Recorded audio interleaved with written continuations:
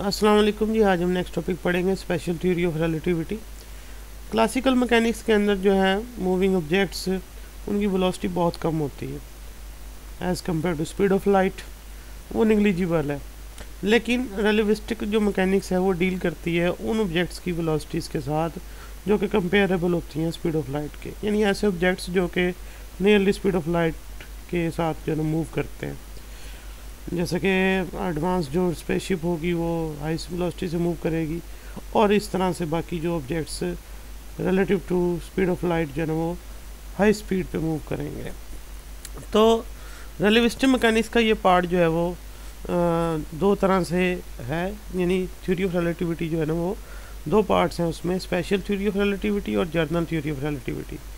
तो जो special theory of relativity है वो यूनिफॉर्म रिलेटिविस्टिक वेलोसिटीज़ को डील करती है, जबकि दूसरा जो इसका पार्ट है जनरल थ्योरी ऑफ रिलेटिविटी, उसमें रिलेटिविस्टिक मैकेनिक्स जो है वो एक्सेलरेटेड रिलेटिविस्टिक वेलोसिटीज़, यानी जिसमें वेलोसिटी बढ़ती है और कम होती है, और इसके अलावा ग्रेविटी का फैक्टर भी उसके अंदर, ग्रेविटी का मैकेनिज्म जो है ना वो समझाया जाता है जनरल थ्योरी ऑफ रिलेटिविटी के अंदर। यहाँ पर जो है वो हम स्पेशल थ्योरी ऑफ रिलेटिविटी पढ़ेंगे, जिसमें हम यूनिफॉर्म रिलेटिविस्टिक वेलोसिटीज़ के साथ जो है ना डिफरेंट रिजल्ट्स जो है उसको एक्सप्लेन करेंगे। अब यहाँ इसके दो पोस्टुलेट्स हैं स्पेशल थ्योरी ऑफ रिलेटिविटी के। पहला पोस्टुलेट ये कहता है कि laws of physics are same in all inertial frame of reference. Means कि कोई वे नहीं है जिससे आप बता सकें कि कोई चीज़ एब्सोल्युटली मोशन में है या एब्सोल्युटली रेस्ट में है, यानी आप फ़र्क नहीं कर सकते। रेस्ट और मोशन का कंसेप्ट टोटली रिलेटिव है, लास्ट लेक्चर में हमने डिस्कस भी किया था ये। तो जितने भी इनर्शियल फ्रेम होंगे, चाहे वो फ्रेम ऑफ रेफरेंस चाहे रेस्ट में हो या फिर वो यूनिफॉर्म वेलोसिटी से मूव कर रहा हो, तो दोनों में जो लॉज ऑफ फिजिक्स हैं वो सेम होंगे। ये इसकी पहला जो पोस्टुलेट है, ये इसके कॉन्सिक्वेंसेस हैं। तो देखें इसमें ये बताया कि हमारे पास कोई वे नहीं है जिससे हम पता चला सकें या हम फ़र्क कर सकें कि जो एब्सोल्यूट यूनिफॉर्म मोशन जो है वो हम मेजर या डिटेक्ट नहीं कर सकते। फर्स्ट पोस्टुलेट इसके बारे में बताता है। उसके बाद दूसरी चीज़ ये है कि speed of light in free space has the same value for all observer. Speed of light जो है वो एक्सपेरिमेंटली एक फैक्ट है, कह लो कि वो फ्री स्पेस के अंदर एक यूनिवर्सल कांस्टेंट है।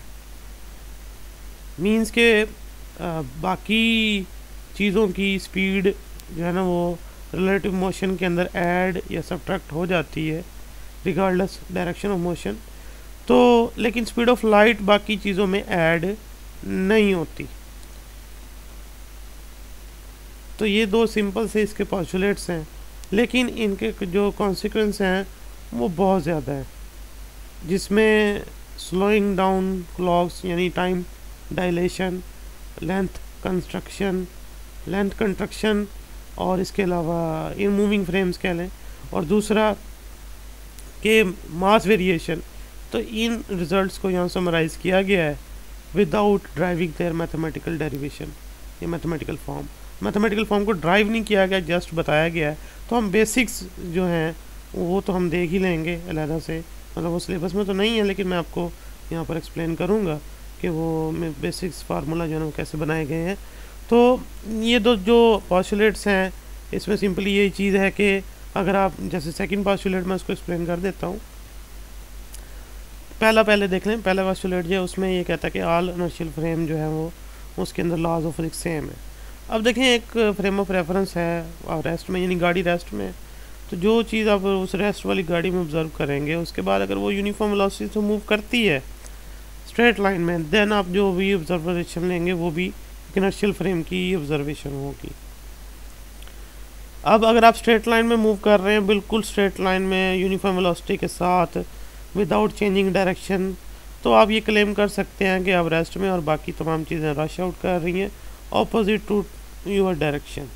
तो ये कॉन्सिक्वेंसेस होगा इसका, यानी सेम इफ़ेक्ट होगा उसका जो अब आप रेस्ट में मेजर कर रहे थे चीज़ें। अब दूसरा जो पोस्टुलेट है स्पीड ऑफ लाइट, मैंने बोला किसी चीज़ की स्पीड में ऐड नहीं होती। जैसे आप एक ऑब्जर्वर की तरफ भागते हुए उसकी तरफ बॉल फेंकते हैं, तो बॉल की स्पीड में आपकी स्पीड ऐड हो जाती है, अगर आप उससे अवे मूव करते हुए बॉल उसकी तरफ थ्रो करेंगे तो बॉल की स्पीड कम हो जाएगी, क्योंकि आपकी स्पीड बॉल की स्पीड में से माइनस हो जाएगी।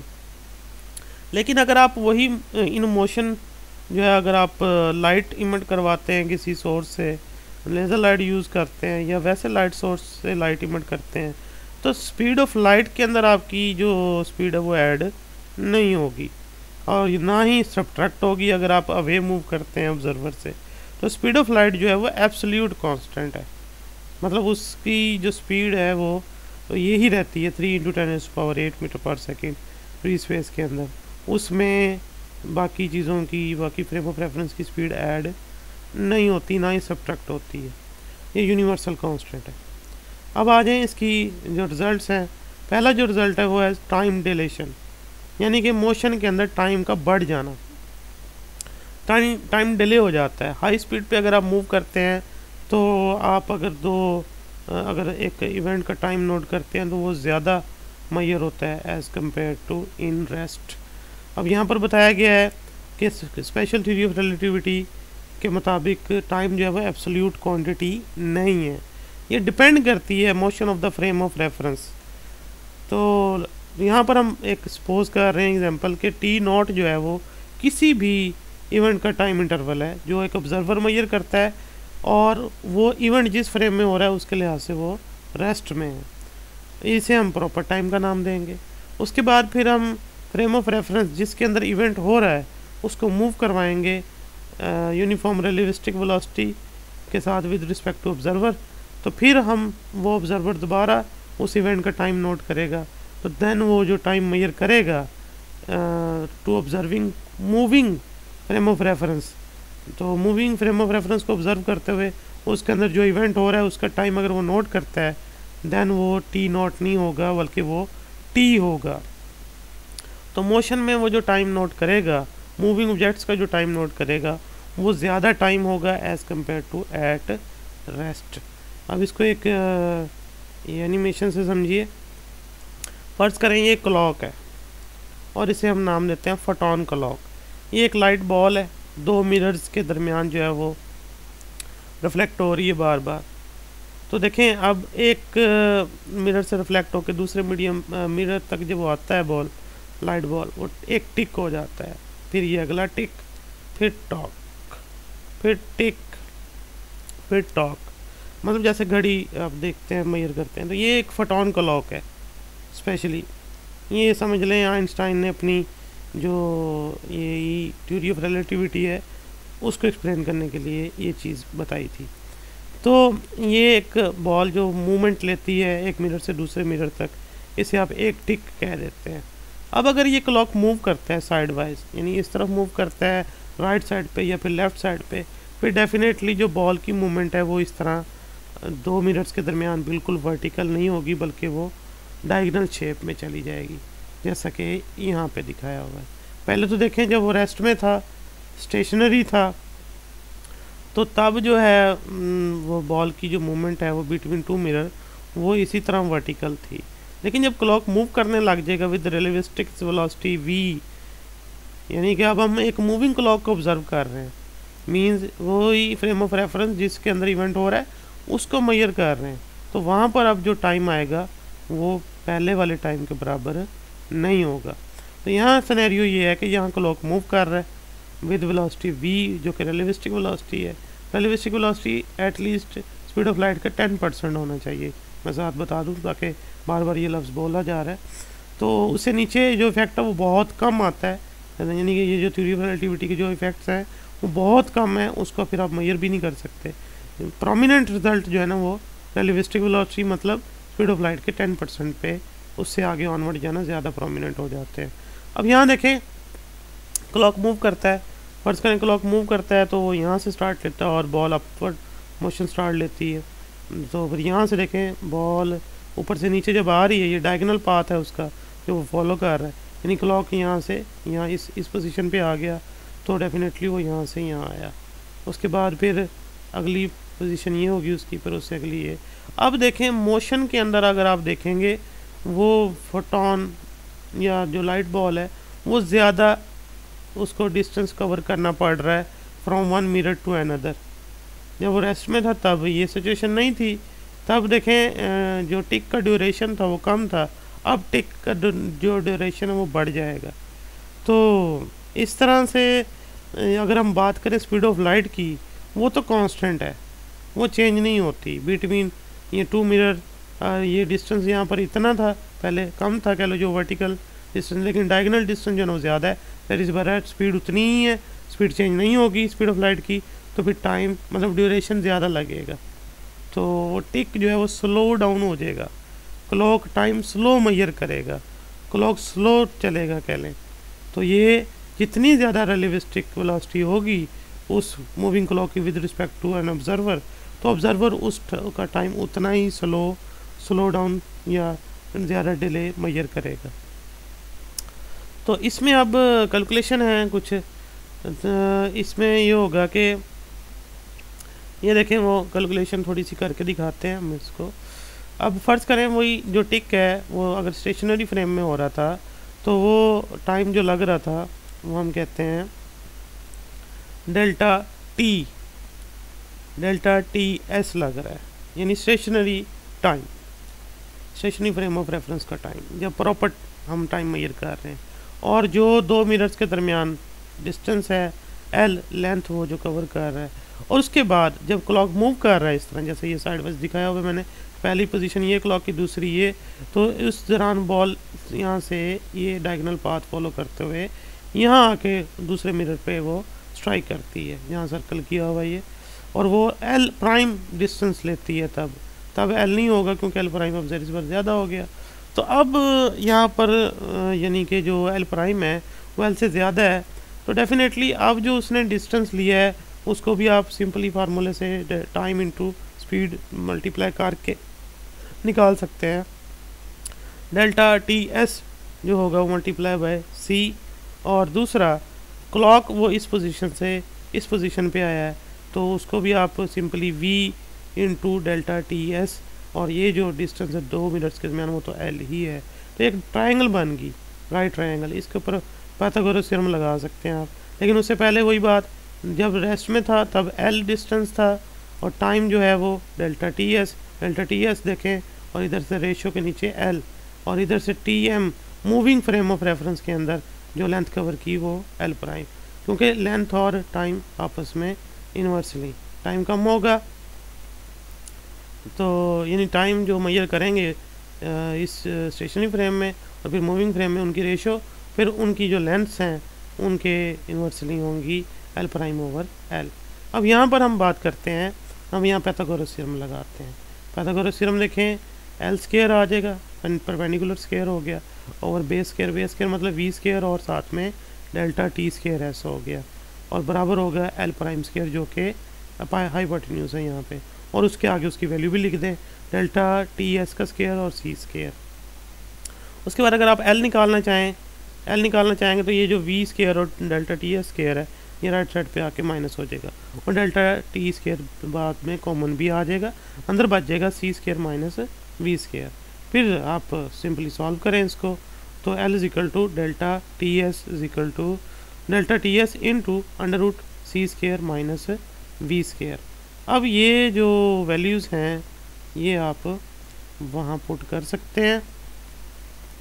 उससे अगले में देखें, हमने एल प्राइम की जगह वैल्यू पुट कर दी सी इंटू डेल्टा टी एस, और नीचे एल की वैल्यू जो हमने अभी ड्राइव की delta t s into c square minus v square, ये कैंसिल हो गया, और बाकी रिमेनिंग पोर्शन जो रह गया, यानी ये सी नीचे ले आए और एलसीएम लेके जो है इसको सॉल्व करें तो 1 over under root 1 minus v square over c square बचता है। तो ये रेशो आ गई स्टेशनरी और मूविंग टाइम के अंदर, तो आप इसका मल्टीप्लाई कर लें यहाँ पे इधर, तो ये स्टेशनरी टाइम आ जाएगा। तो ये आपकी दो टाइम के दरमियान रिलेशन आ गया, जो यहाँ लिखा भी हुआ है देखें, t is equal to t not over 1 minus v square over c square. Means टू से टी जो है वो रिलेटिविस्टिक टाइम है और टी नॉट जो है वो प्रॉपर टाइम जो रेस्ट में मेजर किया गया। अब ये जो फैक्टर है under root 1 minus v square over c square, इसको गैमा फैक्टर बोलते हैं नॉर्मली वैसे। तो इसमें अब एक बात एक्सप्लेन करनी है कि जो v है वो रिलेटिविस्टिक वेलोसिटी है, वो सी को अप्रोच तो कर सकती है, कभी सी के बराबर नहीं होती, यानी कोई भी चीज़ स्पीड ऑफ लाइट के ऊपर मूव नहीं कर सकती। जिसका मास एग्जिस्ट करता है वो स्पीड ऑफ लाइट अटेन नहीं कर सकता, वो हम प्रूव भी करेंगे एट दी एंड। तो यहाँ पर फिर बात ये आती है कि v जो है वो हमेशा c से छोटा होगा। तो जब v c से छोटा होगा तो फिर 1 minus v square over c square, इसका आंसर हमेशा लेस देन 1 ही आना है। और जब less than value t not को डिवाइड करेगी तो t का आंसर हमेशा टी नोट से ज़्यादा आएगा। तो मूविंग फ्रेम ऑफ रेफरेंस का जो टाइम है वो जब आप मेजर करेंगे डेफिनेटली वो t होगा। जो टी नोट आपने मेजर किया था वो प्रॉपर टाइम था, मीन्स टू से वो रेस्ट में मेजर किया था, तो वो टाइम कम है, मूविंग टाइम जो है वो ज़्यादा है। तो टाइम डिलेशन जो है वो रिलेटिव मोशन के अंदर देखें बढ़ गया, मतलब टाइम जो है वो रिलेटिव मोशन के अंदर बढ़ा, जिसे टाइम डिलेशन की जो एप्लीकेशन है वो ऑल टाइमिंग प्रोसेस के ऊपर अप्लाई होती है, चाहे वो फिजिकल हो, केमिकल हो, बायोलॉजिकल हो। इवन के एजिंग प्रोसेस जो है ह्यूमन बॉडी का वो भी स्लो डाउन हो जाता है एट वेरी हाई स्पीड। मतलब अगर आप दो क्लास फेलोज़ हैं, दो दोस्त हैं, उनमें से एक को जो है ना वो स्पेस के मिशन पे भेज दिया जाए जो कि ऐसी स्पेसशिप पे ट्रैवल करेगा जो कि बहुत हाई स्पीड से मूव करती है, स्पीड ऑफ लाइट का कह लो 20% या 30% इवन 50%, और वो 5 साल के मिशन पे जाता है और 5 साल उसको जाते हुए लगते हैं, 5 साल उसको वापस आते हुए लगते हैं, तो 10 साल गुजर जाएंगे। अब जो दोस्त अर्थ पे होगा, जो रह गया यहीं पे, वो 10 साल जो है ना उसकी एज बढ़ जाएगी। वो 10 साल ज़मीन पर गुजरे, उसकी एज बढ़ गई, लेकिन जो दूसरा दोस्त स्पेसशिप पे था, ट्रैवलिंग में था, एट हाई स्पीड था विद रिस्पेक्ट टू अर्थ, वो उसकी एज जो है ना वो 10 ईयर नहीं बल्कि मुश्किल ही 1 या 2 साल बड़ी होगी। तो ये जो टाइमिंग का प्रोसेस है वो एजिंग में भी आता है, एजिंग प्रोसेस में भी आता है, केमिकल प्रोसेस, फिजिकल प्रोसेस, यानी हर किस तरह की टाइमिंग प्रोसेस के ऊपर अप्लीकेबल है ये। उसके बाद नेक्स्ट देखें लेंथ कंस्ट्रक्शन है। लेंथ कंस्ट्रक्शन का मतलब है लेंथ जो है वो डिक्रीज़ होती है मोशन के अंदर, लेकिन इसमें एक कंडीशन है कि जो लेंथ कंस्ट्रक्शन है वो सिर्फ along the direction of motion होगी, not perpendicular to the motion of the direction of the motion होगी। मीन्स यहाँ पर सिंपल सी एग्जांपल दी गई है कि अगर एक हम अर्थ का और एक स्टार का डिस्टेंस मेजर करते हैं, तो वो हम रेस्ट में मेजर कर रहे हैं, वो प्रॉपर लेंथ होगी। वो एक डिस्टेंस, वही डिस्टेंस यानी अर्थ और एक स्टार के दरमियान जो डिस्टेंस है वो एक स्पेसशिप के ऊपर मूव करते हुए हम मेजर करते हैं, तो वो तब हम स्मॉल डिस्टेंस मेजर करेंगे as compare to observer on earth. तो इस इफेक्ट को हम लेंथ कंस्ट्रक्शन का नाम देते हैं। लेंथ कंस्ट्रक्शन जो है वो मोशन अलोंग द मोशन ही आपको सिर्फ ऑब्ज़र्व हो सकती है। उसकी जो रीज़न्स हैं वो यहाँ पर एक्सप्लेन करते हैं। एक एग्जांपल है वो उसको मैं एक्सप्लेन करता हूँ यहाँ पे। सपोज आपके पास जो है ना वो मतलब एक ट्रेन है, वो ट्रेन जो है ना वो मेरे सामने से इस टाइम गुजर रही है और एक आदमी ट्रेन में मौजूद है, वो ट्रेन की लेंथ मेजर करता है। अब ट्रेन उसके लिहाज से तो मूव नहीं कर रही, वो तो ट्रेन के अंदर मौजूद है, तो ट्रेन मेरे लिहाज से मूव कर रही है और वो भी मूव कर रहा है, तो डेफिनेटली वो ट्रेन की लेंथ मेजर करता है, तो वो कोई एक रीडिंग जो है ना नोट करेगा, ट्रेन की लेंथ मेजर कर लेगा, वो रेस्ट में उसने मेजर किया एक ऑब्जेक्ट को। फिर अब उसी ट्रेन की लेंथ को मैंने मेजर करना है। अब मैं जैसी सी बात है इंची टेप से तो मेजर नहीं कर सकता, क्योंकि इंची टेप लेके आप ट्रेन के पास नहीं जाएंगे, वो तो यानी वो हाईली स्पीड से मूव करेगी और गुजर जाएगी, उससे तो मेजरमेंट नहीं हो सकती। तो उसके लिए एक ट्रिक है, एक ये मेथड है कि आप स्टॉप वॉच लें और आप एक पॉइंट जो है ना मार्क कर लें। जब वो ट्रेन आपसे यानी पास करना शुरू करेगी, आपको पास करेगी, यानी उसका फ्रंट जो है ना पास करेगा आपको, उसकी स्पीड नोट कर लें और स्टॉप वॉच ऑन कर दें। स्टॉप वॉच जब आप ऑन करेंगे टाइम गुजरना शुरू हो जाएगा, ट्रेन गुजरती रहेगी। फिर जब ट्रेन का एंड वाला पोर्शन आपसे पास करे तब आप स्टॉप वॉच जो है ना वो स्टॉप कर दें। अब आपका टाइम इंटरवल आ गया और आपको स्पीड ऑफ ट्रेन भी पता थी। और सपोज़ यहाँ पर एक नंबर दिया गया है, स्पीड ऑफ ट्रेन जो है वो 30 मीटर पर सेकंड है और जो टाइम मैंने मेजर किया उसके पास आउट होने का वो 5.9, तो वो आई जी 177 मीटर। ये ऐसे रैंडमली नंबर दिए गए, एग्जैक्टली ये फिगर्स नहीं आ सकते, इतनी डिलेशन नहीं आ सकती कंस्ट्रक्शन नहीं हो सकती 30 मीटर पर सेकंड पे ही। और दूसरा जो उसने मेजर किया था, यानी दूसरे ऑब्जर्वर ने या कह दूसरे पर्सन ने जो कि ट्रेन के अंदर मौजूद था, उसने जो ट्रेन की लेंथ मेजर की थी वो 210 मीटर थी।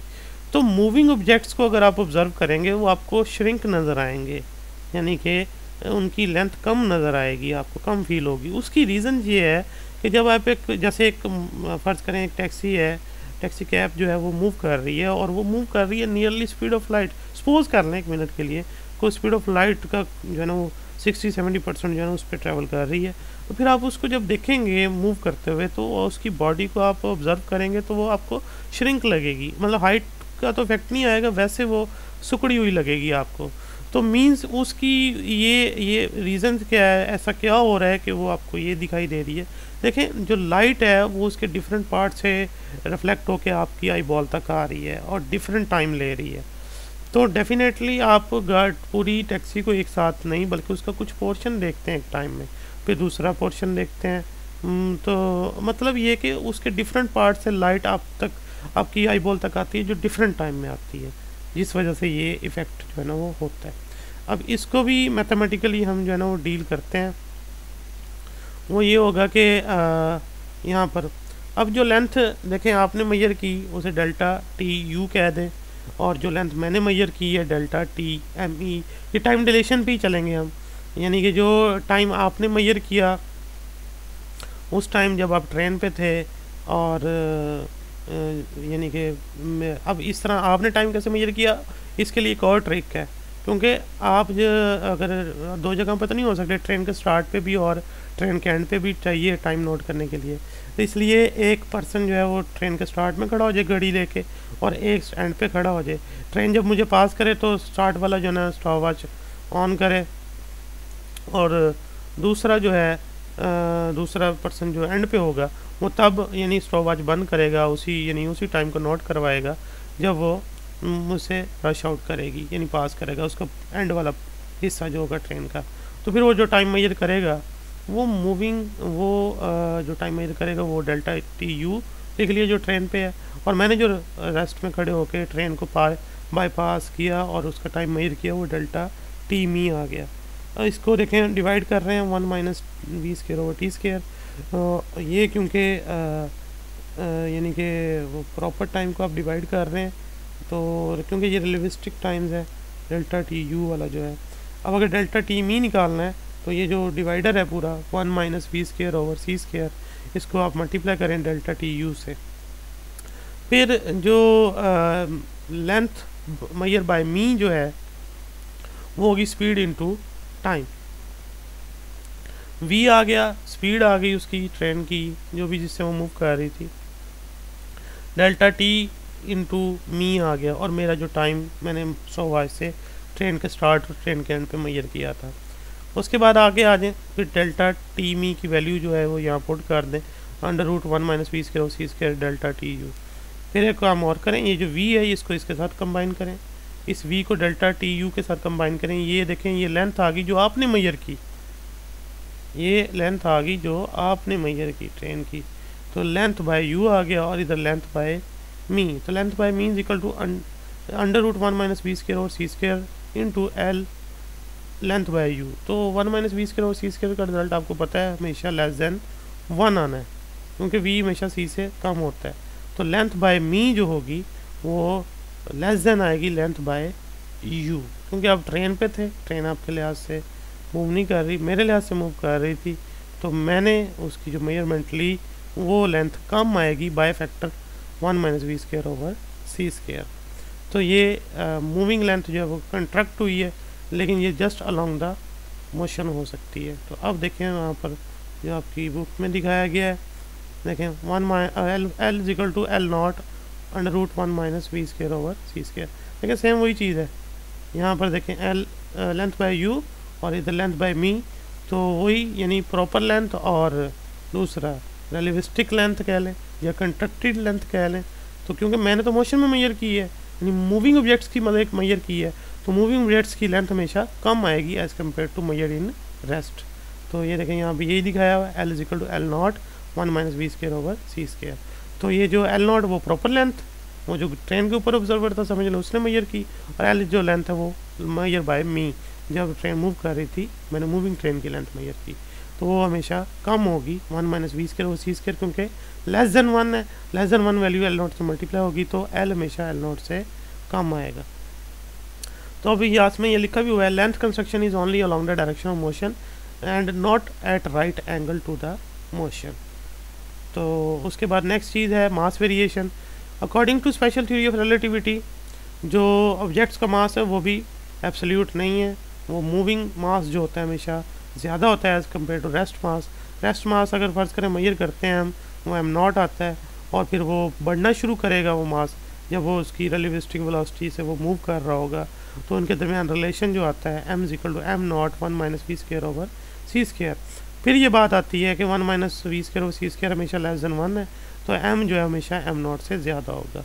इसके पीछे लॉजिक क्या है देखें, जब आप एक बॉडी को मूव करवाते हैं आप एनर्जी प्रोवाइड करते हैं, बॉडी जो है ना वो एक ख़ास हद तक की स्पीड गेन करती है, उसके बाद जो आप एनर्जी प्रोवाइड करते हैं वो एनर्जी एक तो उसकी स्पीड बढ़ा रही, मतलब काइनेटिक एनर्जी बढ़ा रही है।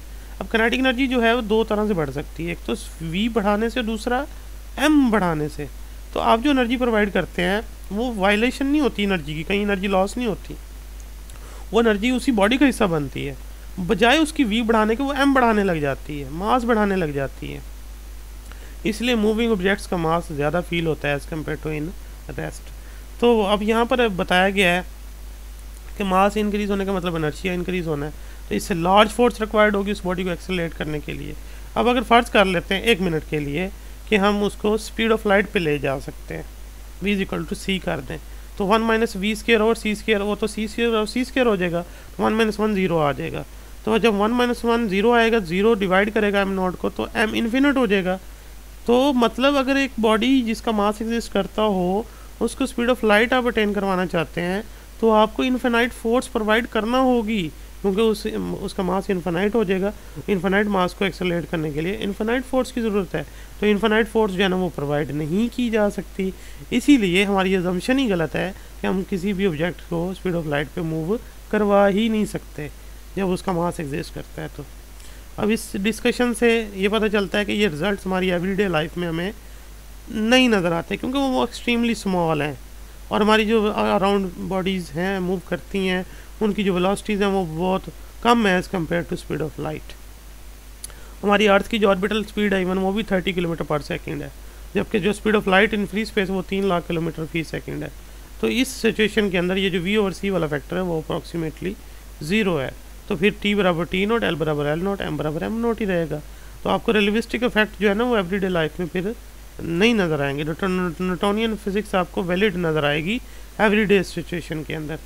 तो खैर, लेकिन ये एटॉमिक लेवल के ऊपर और ऐसी बॉडी जो हाई वेलोसिटी से अप्रोच करती हैं, हाई वेलोसिटीज़ को अप्रोच करती हैं, जैसा कि स्पीड ऑफ लाइट को, जैसे मैंने बोला भी था स्टार्ट में कि at least speed of light का 10%, अगर आपने ये जो फैक्टर्स हैं उनको प्रोमिनेंटली देखना है तो फिर रिजल्ट्स जो है ना वो डिफरेंटली होंगे। तो आइंस्टाइन इक्वेशन की जो है ना यहाँ पर फिर इसको सिस्टम के अंदर शामिल किया गया और चीज़ें पहले से ज़्यादा एक्यूरेट हुई। अब यहाँ है मास एनर्जी रिलेशन।